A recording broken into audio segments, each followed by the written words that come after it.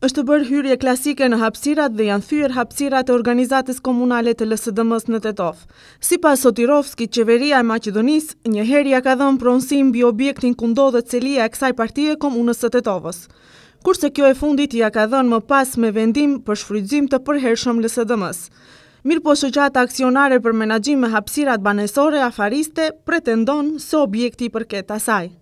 Se izvrši klasične NUP-at vo prostoriite I se obija prostoriite në opštinskата organizacija na sada sama. Shoqata aksionare për menaxhim me hapësirat banesore afariste nuk ka kurrfar të drejtë as bazë juridike të bëjë ndërhyrje të paautorizuar dhe të thyej hapësirat e Lidhjes Social-Demokrate të Maqedonisë në Tetov me asistencë të pjesëtarëve të sekretariatit të punëve të brendshme Tetov. Prostoriite na sada sama vo Tetovo su asistencija na pripadnici na Savara Tetovo.